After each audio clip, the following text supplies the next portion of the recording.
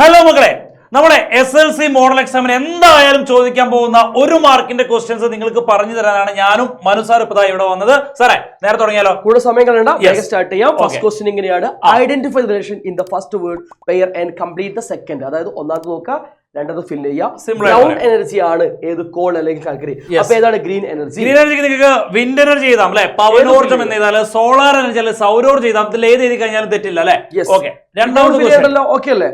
Next, if the near point of a person is 25 centimeter and the far point is not infinity. അതായത് near point 25 centimetre ആണ്, പക്ഷെ far point എന്തായിട്ടുണ്ട്? അനന്തത അല്ല, അത് മാറിയിട്ടുണ്ട്. അപ്പൊ എന്താ സംഭവം? അയാൾക്ക് ദൂരെ ഉള്ളത് കാണാൻ പറ്റില്ല, അടുത്തുള്ളത് വ്യക്തമായിട്ട് കാണാൻ പറ്റും. ഏതാണ്? അങ്ങനെയാണെങ്കിൽ ഹ്രസ്വദൃഷ്ടി അല്ലെങ്കിൽ എന്താണ് ഷോർട്ട് സൈറ്റഡ്നെസ് ആണ് അയാളുടെ രോഗം എന്ന് നമുക്ക് പറയാൻ പറ്റും. അല്ലെങ്കിൽ മയോപ്പിയ എന്ന് പറയാൻ പറ്റും. ഓക്കെ, അടുത്ത ക്വസ്റ്റ്യനിലേക്ക് പോകുമ്പോൾ name the process in which the nuclei of greater mass are split into lighter nuclei. അറ്റോമിക ഭാരം കൂടിയ ന്യൂക്ലിയസുകളെ ഭാരം കുറഞ്ഞ ന്യൂക്ലിയസുകളായി മാറ്റുന്ന പ്രവർത്തനം ഏത് പേരിൽ അറിയപ്പെടുന്നു എന്ന് ചോദിച്ചു കഴിഞ്ഞാൽ സാർ ഏതാണ് ആ പേര്? പറയും. ഫിഷൻ. ഒരു ടെൻഷൻ അടിക്കേണ്ട, വളരെ സ്പ്ലിറ്റ് ചെയ്യുക, അത്രേ ഉള്ളൂ. ഫിഷൻ ആണ്. Next question. The power of a lens is plus 2d. Find the focal length. ഒരു ലെൻസിന്റെ പവർ പ്ലസ് 2d ആണെങ്കിൽ അതിന്റെ ഫോക്കസ് ദൂരം എത്ര എന്നാണ് ചോദിച്ചത്. യെസ്. സോ 1/+2 ആണ് കിട്ടുക. അപ്പൊ നമുക്ക് എന്തുണ്ട്? 1/2 ആണ്. 0.5 മീറ്റർ എന്ന് കിട്ടും, അല്ലെങ്കിൽ 50 സെന്റിമീറ്റർ എന്ന് എഴുതാം. ഓക്കെ ആണല്ലോ? സെറ്റ് അല്ലേ? Next question. The work done to move a charge of 3 coulomb between the points x and y is 12 joule.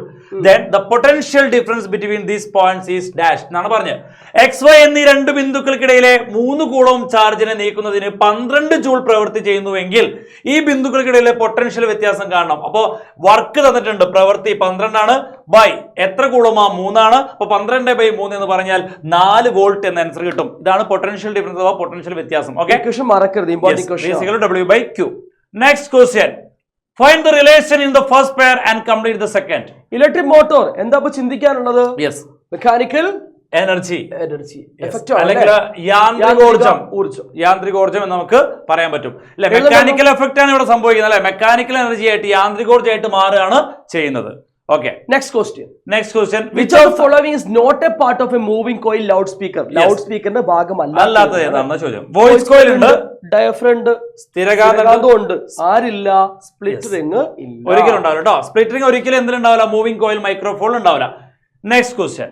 Find the angle of incidence in the following figure. താഴെ കൊടുത്ത ചിത്രം നിരീക്ഷിച്ച് പതന കോൺ എത്രയെന്ന് കാണുക. ഇവിടുത്തെ ടോട്ടൽ ആംഗിൾ തന്നിട്ടുണ്ട് സാർ അല്ലെ. ടോട്ടൽ 100 ആണ്. അപ്പൊ ഈ ആംഗിൾ എത്ര ഉണ്ടാവും? 50 ആയിരിക്കും. ഒരു സംശയം വേണ്ട. Simple question. Next, what is the energy conversion taking place in A windmill? ഒരു കാറ്റാടിയിൽ നടക്കുന്ന ഊർജ്ജ പരിവർത്തനം എഴുതുക എന്നാണ് പറഞ്ഞത്. യെസ്, അപ്പോൾ കാറ്റാടി എന്ന് പറഞ്ഞു കഴിഞ്ഞാൽ നമുക്കറിയാം മെക്കാനിക്കൽ എനർജി ഇലക്ട്രിക് എനർജി ആയിട്ട് മാറുക ചെയ്യുന്നത്. യാന്ത്രികോർജ്ജം നമുക്ക് വേണേ പവനോർജ്ജം എന്ന് പറയാം.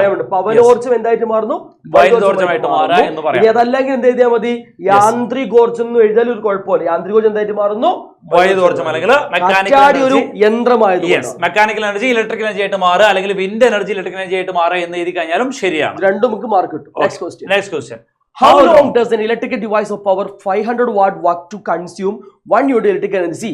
അതായത് 500 വാട്ട് പവർ ഉള്ള ഒരു ഉപകരണം എത്ര സമയം പ്രവർത്തിക്കുമ്പോഴാണ് 1 യൂണിറ്റ്? അപ്പൊ നമ്മൾ പഠിച്ചിട്ടുണ്ട് 1000 വാട്ട് ഉള്ള ഉപകരണം 1 മണിക്കൂർ വർക്ക് ചെയ്യുമ്പോഴാണ് എന്തുണ്ടാവുന്നത്? 1 കിലോ വാട്ട് ആവുന്നത്. ഇവിടെ 500 വാട്ടേ ഉള്ളൂ. അപ്പൊ 500 വാട്ടുള്ള ഉപകരണം 2 മണിക്കൂർ വർക്ക് ചെയ്യണം. അപ്പൊ ഇതാണ് നമ്മുടെ ഉത്തരം. 2 മണിക്കൂറാണ്. ഇമ്പോർട്ടന്റ് ആണ് കേട്ടോ. Next question. The prominent effect produced when a current pass through a solenoid is.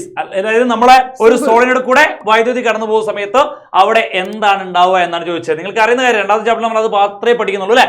രണ്ടാമത്തെ ചാപ്റ്റർ നമ്മൾ പഠിക്കുന്ന കാര്യമാണ് ഒരു സോളിനോട് കൂടെ കറണ്ട് പോയി കഴിഞ്ഞാൽ ആ സോളിനോട് ചുറ്റും മാഗ്നറ്റിക് ഫീൽഡ് അഥവാ കാന്തിക മണ്ഡലം ഉണ്ടാവും. Magnetic effect of electric current ആണ്. Next question. When there is a change in a magnetic flux linked with a conductor, an EMF is induced in it. Name the phenomena. ഒരു ചാലകവുമായി ബന്ധപ്പെട്ട കാന്തിക ഫ്ലക്സിന് മാറ്റം ഉണ്ടാകുമ്പോൾ അവിടെ EMF പ്രേരിതമാവുന്നു. ഈ പ്രതിഭാസമാണ് ഇലക്ട്രോ മാഗ്നറ്റിക് ഇൻഡക്ഷൻ അഥവാ വൈദ്യുത കാന്തിക പ്രേരണം. Next question. ദർപ്പണങ്ങളിൽ ന്യൂ കാർട്ടീഷ്യൻ ചിഹ്നരീതി പ്രകാരം ഏത് ബിന്ദുവാണ് അളക്കുമ്പോൾ മൂലബിന്ദുവായി പരിഗണിക്കുന്നത്? അതായത് in mirrors which point is considered as origin measuring distance according to the new Cartesian sign convention എന്നാണ് ചോദ്യം. ന്യൂ കാർട്ടീഷ്യൻ കൺവെൻഷൻ നമുക്ക് അറിയുന്ന കാര്യമാണ് അല്ലെ?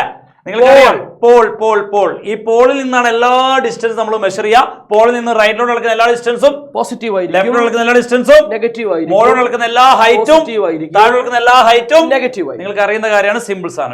Next question. Which phenomenon of light is made used in optical fiber that are used in communication?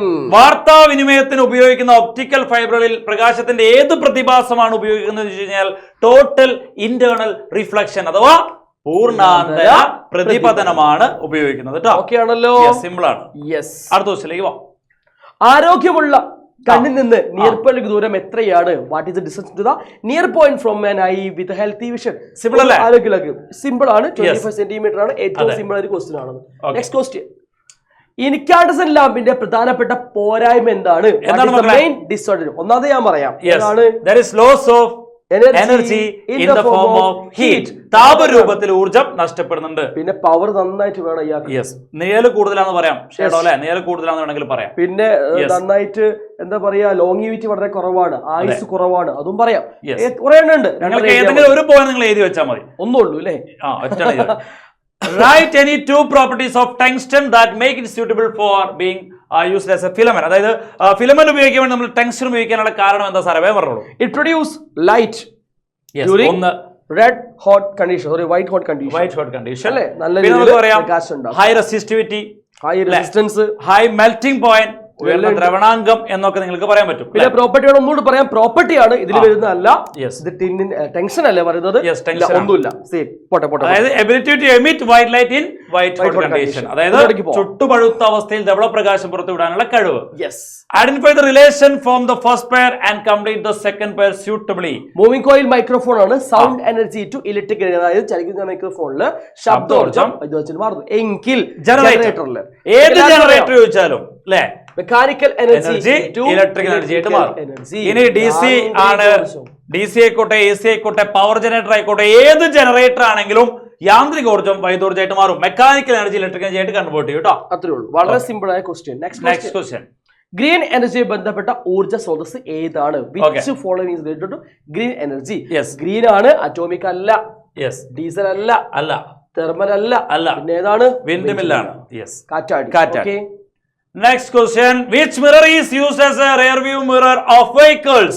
Simple. Convex. ഉറപ്പായിട്ട് നമുക്കറിയാം വാഹനങ്ങളുടെ rear view mirror ഉപയോഗിക്കുന്നത് എന്ന് പറഞ്ഞു കഴിഞ്ഞാൽ കോൺവെക്സ് ആണെന്നുള്ള കാര്യം നമുക്ക് അറിയുന്നതാണ്. Next question.